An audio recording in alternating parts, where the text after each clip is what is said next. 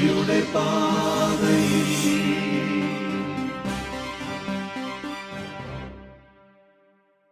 ഈശോ മിശിഹായ്ക്ക് സ്തുതിയായിരിക്കട്ടെ. എല്ലാവരും എന്തു പറയുന്നു? സുഖമല്ലേ?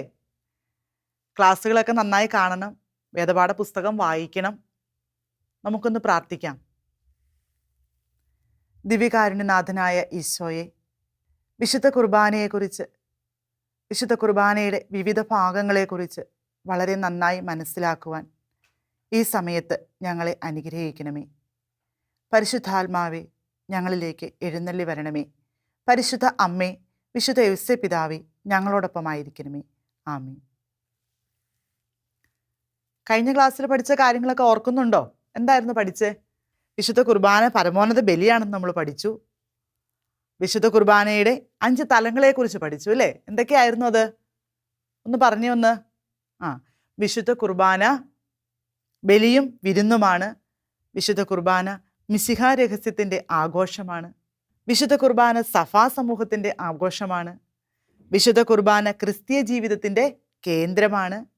വിശുദ്ധ കുർബാന അനുദിന ജീവിതത്തിൽ തുടരുന്ന ഒന്നാണ്. ഇത്രയും കാര്യങ്ങൾ നമ്മൾ കഴിഞ്ഞ അധ്യായത്തിൽ പഠിച്ചു. ഇപ്പോൾ നമുക്ക് വിശുദ്ധ കുർബാനയെക്കുറിച്ച്, എന്താണ് വിശുദ്ധ കുർബാന എന്നൊരു ബോധ്യമുണ്ട്. ഇനി നമ്മൾ വിശുദ്ധ കുർബാന അർപ്പിക്കുവാനായിട്ട് എങ്ങോട്ടേക്കാണ് പോകുന്നത്? അതെ, ദേവാലയത്തിലേക്ക് പോവുകയാണ്. നമ്മുടെ ഇടവക ദേവാലയത്തിലേക്ക് നമ്മൾ പോവുകയാണ്. നമ്മൾ 3-ാമത്തെ അധ്യായത്തിൽ പഠിച്ചു. വിശുദ്ധ കുർബാനയിലെ അടയാളങ്ങളും പ്രതീകങ്ങളും ഒക്കെ പഠിച്ചു. വിശുദ്ധ കുർബാന എന്താണെന്ന് പഠിച്ചു. അപ്പം നമ്മൾ വളരെ വളരെ നന്നായി ഒരുങ്ങി പോവുകയാണ് വിശുദ്ധ കുർബാന അർപ്പിക്കുവാൻ. ആ വിശുദ്ധ കുർബാനയുടെ ഓരോ ഭാഗങ്ങളും, വിശുദ്ധ കുർബാനയെ പല ഭാഗങ്ങളായിട്ട് തിരിച്ചിട്ടുണ്ട്. ആ ഓരോ ഭാഗത്തിൻ്റെ അർത്ഥം, ഓരോ പ്രാർത്ഥന എന്തിനു വേണ്ടിയാണ് എന്നറിഞ്ഞാൽ നമ്മുടെ ബലിയർപ്പണം ഒന്നുകൂടി എന്തായിത്തീരും? ദൈവത്തിന് സ്വീകാര്യമായി തീരും. അറിയുന്ന കാര്യങ്ങൾ ചെയ്യുമ്പോൾ നമ്മൾ എങ്ങനെയാണ്? നന്നായിട്ട് ചെയ്യും അല്ലേ? അപ്പം നമുക്ക് എന്ത് വേണം? നല്ല അറിവ് വേണം. ഇവിടെ വിശുദ്ധ കുർബാനയുടെ വിവിധ ശുശ്രൂഷകളെക്കുറിച്ച്, പ്രാർത്ഥനകളെക്കുറിച്ചാണ് നമ്മൾ ഈ 5-ാമത്തെ അധ്യായത്തിൽ പഠിക്കുന്നത്. വിശുദ്ധ കുർബാനയിൽ ആമുഖ ശുശ്രൂഷ, വചന ശുശ്രൂഷ, ഒരുക്ക ശുശ്രൂഷ, അനാഫറ, അനുരഞ്ജന ശുശ്രൂഷ, വിഭജന ശുശ്രൂഷ, ദൈവ ഐക്യ ശുശ്രൂഷ, സമാപന ശുശ്രൂഷ, ഇത്രയും ഭാഗങ്ങളാണ് നാം കാണുന്നത്. ഇവ ഓരോന്നും എന്തെന്ന് നമുക്ക് ഈ 9-ാം ക്ലാസ്സിലൂടെ മനസ്സിലാക്കാം. ഇന്ന് നമ്മൾ ഈ അധ്യായത്തിൽ പഠിക്കാൻ പോകുന്നത് ആമുഖ ശുശ്രൂഷയെക്കുറിച്ചും വചന ശുശ്രൂഷയെക്കുറിച്ചുമാണ്. അതിൽ നാം ഇന്ന് ആദ്യം പഠിക്കുന്നത് ആമുഖ ശുശ്രൂഷയെക്കുറിച്ചാണ്. വിശുദ്ധ കുർബാന തുടങ്ങുന്നത് നമുക്കറിയാം. ആരംഭഗീതം. ഏതാണ് ആരംഭഗീതം? അന്നാ പെസഹ തിരുനാളിൽ. ഈ ആരംഭഗീതത്തോടെയാണ് വിശുദ്ധ കുർബാന ആരംഭിക്കുന്നത്. അതായത് ആമുഖ ശുശ്രൂഷയുടെ ആദ്യ ഭാഗം. ആമുഖ ശുശ്രൂഷയിൽ നമ്മൾ എന്തൊക്കെ കാര്യങ്ങളാണ് അനുസ്മരിക്കുന്നത്? പൊതുവായിട്ട് എന്തൊക്കെ കാര്യങ്ങളാണ് അനുസ്മരിക്കുന്നത്? അറിയാമോ? നമുക്കൊന്ന് പാഠഭാഗത്തേക്ക് നോക്കാം. എന്തൊക്കെ കാര്യങ്ങളാണ് നമ്മൾ വിശുദ്ധ കുർബാനയുടെ ആമുഖ ശുശ്രൂഷയിൽ കാണുന്നതെന്ന്.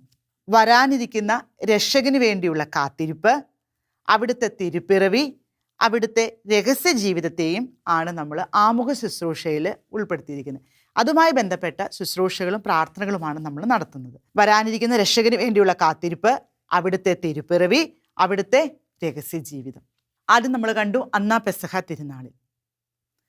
ഈ ഗീതത്തിലൂടെ നമ്മൾ ഈശോയുടെ കൽപ്പന അനുസരിച്ച്, ഈശോ പെസഹ തിരുനാളിൽ വിശുദ്ധ കുർബാന സ്ഥാപിച്ചപ്പോൾ ഇത് എൻ്റെ ഓർമ്മയ്ക്കായി നിങ്ങൾ ചെയ്യുവിനെന്ന അവിടുത്തെ കൽപ്പന അനുസരിച്ചാണ് നാം ഓരോ ബലിയും അർപ്പിക്കുന്നത് എന്നാണ് ഈ ഗീതത്തിലൂടെ ഇത് നമ്മെ ഓർമ്മിപ്പിക്കുന്നത്.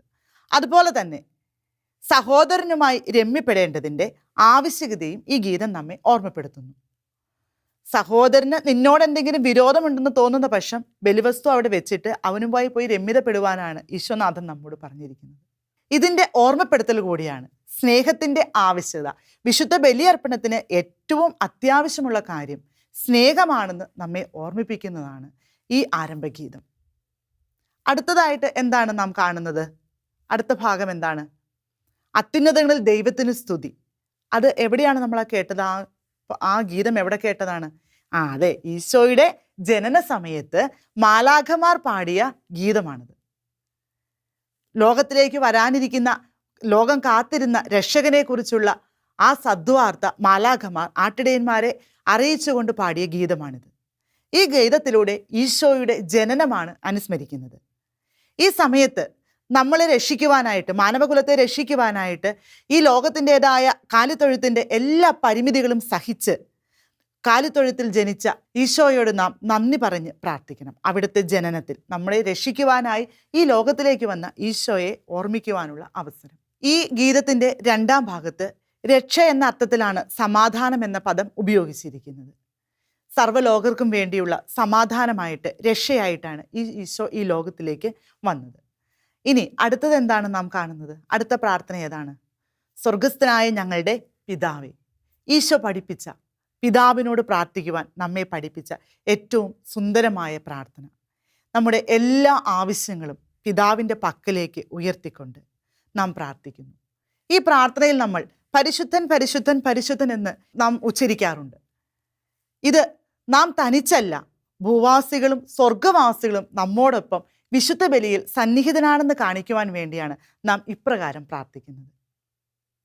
സ്വർഗസ്ഥനായ പിതാവേ എന്നുള്ള പ്രാർത്ഥന നാം ചെല്ലുമ്പോൾ തികഞ്ഞ സ്നേഹത്തോടെയും ഭക്തിയോടെയും ആദരവോടെയും വേണം അത് ചൊല്ലുവാനായിട്ട്.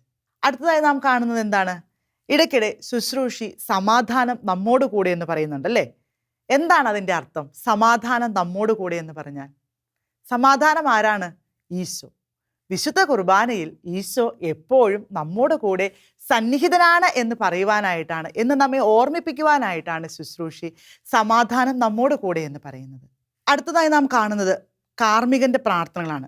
ആ കാർമ്മികന്റെ പ്രാർത്ഥനകൾ അറിയപ്പെടുന്നത് ശ്ലോസകൾ എന്നാണ്. കർത്താവ് ദൈവം കനിഞ്ഞു നൽകിയ നന്മകൾക്ക് ദൈവത്തിന് നന്ദിയും സ്തുതിയും അർപ്പിക്കുകയാണ് വൈദികൻ ഈ പ്രാർത്ഥനകളിലൂടെ ചെയ്യുന്നത്. അടുത്തതായി നാം കാണുന്നത് സങ്കീർത്തനങ്ങൾ. ഈശോ പ്രാർത്ഥനയ്ക്കായി ഏറ്റവും അധികം ഉപയോഗിച്ചിരുന്നതാണ് സങ്കീർത്തനങ്ങൾ. പഴയ നിയമ ജനതയുടെ, ഇസ്രായേൽ ജനതയുടെ മതാത്മകമായ ഹൃദയ തുടിപ്പുകളാണ് സങ്കീർത്തനങ്ങൾ. ഈ സങ്കീർത്തനങ്ങളിലൂടെ പഴയ നിയമ ജനതയോട് ചേർന്ന് അവരെയും അനുസ്മരിച്ചുകൊണ്ട് നാം ദൈവത്തെ സ്തുതിക്കുകയാണ് ചെയ്യുന്നത്. അടുത്തതായി കാണുന്നത് സ്ലീവ ചുംബനമാണ്. അത് സാധാരണയായി റാസാക്രമത്തിലുള്ള വിശുദ്ധ കുർബാന അർപ്പണത്തിലാണ് നാം കണ്ടുവരുന്നത്. ക്രിസ്തുവിൻ്റെ 2ാമത്തെ ആഗമനത്തെ സൂചിപ്പിക്കുന്ന വിശുദ്ധ കുരിശിനെ ചുംബിച്ചുകൊണ്ട് ഉള്ള പ്രാർത്ഥനയാണ് സ്ലീവ ചുംബനം. അടുത്തതായി നാം കാണുന്നത് എന്താണ്? ഉത്ഥാനഗീതം. ഉത്ഥാനഗീതം ഏതാണ്? സർവാധിപനാം കർത്താവേ എന്ന് തുടങ്ങുന്ന ഗീതം. ആ ഗീതത്തിൽ എന്തൊക്കെ കാര്യങ്ങളാണ് വരുന്നതെന്ന് നമുക്കൊന്ന് നോക്കാം. എല്ലാവരും പുസ്തകത്തിലേക്കൊന്ന് നോക്കിക്കോളൂ. ഉത്ഥാനഗീതം ആലപിക്കുമ്പോൾ മാമോദീസ വേളയിൽ സ്വർഗം തുറക്കപ്പെട്ടതും പരിശുദ്ധ ത്രിത്വ രഹസ്യം വെളിപ്പെടുത്തപ്പെട്ടതും അനുസ്മരിച്ചുകൊണ്ടാണ് മദ്ബഹ വിരി മാറ്റുന്നത്. അപ്പോൾ സ്വർഗത്തിന്റെ പ്രതീകമായ മദ്ബഹ ദൃശ്യമാകുന്നു. ദീപപ്രഭയും ധൂപവും ചേർന്ന് സ്വർഗീയമായ ഒരു അനുഭവം ആരാധനാ സമൂഹത്തിന് നൽകുന്നു. ഈ ഉത്ഥാനഗീതത്തിൽ നാം എന്തെല്ലാം കാര്യങ്ങളാണ് അനുസ്മരിക്കുന്നത്? പുസ്തകത്തിലേക്ക് ഒന്നുകൂടി നോക്കിക്കോളൂ. ഈശോയുടെ മാമോദീസ, അവിടുത്തെ 2ാമത്തെ മാമോദീസയായ മരണവും ഉത്ഥാനവും, ഇവയിൽ നമ്മെ പങ്കുകാരാക്കുന്ന നമ്മുടെ മാമോദീസ, നമുക്ക് ലഭിക്കാനിരുന്ന സ്വർഗീയ മഹത്വം, ഇവയെല്ലാമാണ് ഈ കീർത്തനത്തിൻ്റെ അവസരത്തിൽ നാം അനുസ്മരിക്കുന്നത്. എന്തൊക്കെ കാര്യങ്ങളാണ് നാം പറഞ്ഞത്? ഈശോയുടെ മാമോദീസ, അവിടുത്തെ 2ാമത്തെ മാമോദീസയായ മരണവും ഉത്ഥാനവും. ഈശോയുടെ 2ാമത്തെ മാമോദീസ ഏതാണ്? മരണവും ഉത്ഥാനവും. ഇവയിൽ നമ്മെ പങ്കുകാരാക്കുന്ന നമ്മുടെ മാമോദീസ, നമുക്ക് ലഭിക്കാനിരിക്കുന്ന സ്വർഗീയ മഹത്വം. ഇത്രയും കാര്യങ്ങളാണ് ഉത്ഥാനഗീതത്തിൻ്റെ സമയത്ത് നാം അനുസ്മരിക്കുന്നത്. ഉത്ഥാനഗീതത്തിന് ശേഷം കാർമ്മികൻ ചൊല്ലുന്ന പ്രാർത്ഥനയോടുകൂടി വിശുദ്ധ കുർബാനയുടെ ആമുഖ ശുശ്രൂഷ അവസാനിക്കുകയാണ്. ഇന്നത്തെ ഈ ക്ലാസ്സിൽ നമ്മൾ കണ്ടത് വിശുദ്ധ കുർബാനയുടെ വിവിധ ശുശ്രൂഷകളായിരുന്നു. അതിൽ ആദ്യം നാം പഠിച്ചത് ആമുഖ ശുശ്രൂഷയാണ്. ആമുഖ ശുശ്രൂഷയിലെ വിവിധ പ്രാർത്ഥനകളാണ് നാം കണ്ടത്. അന്നാ പെസഹ തിരുനാളിൽ ആരംഭഗീതമായി നാം കണ്ടു. അത്യുന്നതങ്ങളിൽ ദൈവത്തിന് സ്തുതി, ഈശോയുടെ ജനനത്തെ ഓർമ്മിപ്പിച്ചുകൊണ്ട് സ്വർഗസ്ഥനായ ഞങ്ങളുടെ പിതാവേ എന്ന പ്രാർത്ഥന ദൈവപിതാവിൻ്റെ പക്കലേക്ക് നാം നമ്മൾ തന്നെ സമർപ്പിക്കുന്നു. അതോടൊപ്പം തന്നെ ഭൂവാസികളും സ്വർഗവാസികളും ചേർന്ന് നിന്നുകൊണ്ടാണ് നാം ഓരോ ബലിയും അർപ്പിക്കുന്നതെന്ന് ഈ പ്രാർത്ഥന നമ്മെ ഓർമ്മപ്പെടുത്തുന്നു. അതുപോലെ തന്നെ ശുശ്രൂഷയുടെ നമുക്ക് പ്രാർത്ഥിക്കാം സമാധാനം നമ്മോട് കൂടെ എന്ന പ്രാർത്ഥന. ഈശോ എപ്പോഴും നമ്മോട് കൂടെയുണ്ട് എന്ന് നമ്മെ ഓർമ്മപ്പെടുത്തുന്നു. അതിനുശേഷം കാർമ്മികൻ്റെ പ്രാർത്ഥനകൾ, വിശുദ്ധ കുർബാനയിൽ വരുന്ന കാർമ്മികൻ്റെ പ്രാർത്ഥനകൾ ശ്ലോസകൾ എന്നറിയപ്പെടുന്നു. ഈ ശ്ലോസകളെക്കുറിച്ച് നമ്മൾ പഠിച്ചു. അതിനുശേഷം സങ്കീർത്തനങ്ങൾ കണ്ടു. ഈശോ പ്രാർത്ഥിക്കാനായി ഉപയോഗിച്ചിരുന്ന പ്രാർത്ഥനകളാണ് സങ്കീർത്തനങ്ങൾ. അത് നമ്മൾ വിശുദ്ധ കുർബാനയിൽ വളരെ ഭക്തിയോടെ ചൊല്ലുന്നു. അതിനുശേഷം ഉത്ഥാനഗീതം, സർവാധിപനാം കർത്താവേ. അതിനുശേഷം വരുന്ന കാർമ്മികന്റെ പ്രാർത്ഥനയോടെ നമ്മുടെ ആമുഖ ശുശ്രൂഷ അവസാനിക്കുന്നു.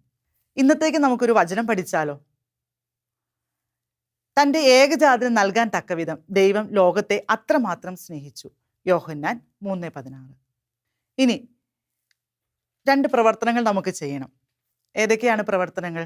പാഠപുസ്തകത്തിൻ്റെ അവസാന ഭാഗത്തായിട്ട് വിശുദ്ധ കുർബാനയെക്കുറിച്ചുള്ള ചില ചോദ്യങ്ങളുണ്ട്. ആമുഖ ശുശ്രൂഷയിലെ പ്രധാന ഭാഗങ്ങൾ ഏതെല്ലാം നമ്മൾ വളരെ വ്യക്തമായിട്ട് പഠിച്ചതാണ്. അപ്പോൾ അതെല്ലാവരും കണ്ടെത്തി എഴുതുക. അതുപോലെ തന്നെ ഉത്ഥാനഗീതം നമ്മെ അനുസ്മരിപ്പിക്കുന്ന കാര്യങ്ങൾ ഏവയെന്ന് ഇത് രണ്ടും നമ്മളൊന്ന് കണ്ടുപിടിച്ച് നോട്ട്ബുക്കിലേക്ക് എഴുതി വെക്കണം. നമുക്ക് പ്രാർത്ഥിക്കാം. വിശുദ്ധ കുർബാനയിൽ സന്നിഹിതനായിരിക്കുന്ന ഈശോയെ, വിശുദ്ധ കുർബാനയുടെ ഓരോ ഭാഗങ്ങളും അർത്ഥവത്തായി മനസ്സിലാക്കി ഏറ്റവും മനോഹരമായ ഒരു ബലിയർപ്പണമാക്കി ഞങ്ങളുടെ ജീവിതം മാറ്റിത്തീർക്കണമേ. ഈ പാഠഭാഗത്തിലൂടെ ഞങ്ങൾ പഠിക്കുന്ന കാര്യങ്ങൾ ഞങ്ങളുടെ ജീവിതത്തിലും പ്രാവർത്തികമാക്കാൻ ഞങ്ങളെ അനുഗ്രഹിക്കണമേ. ആമേൻ.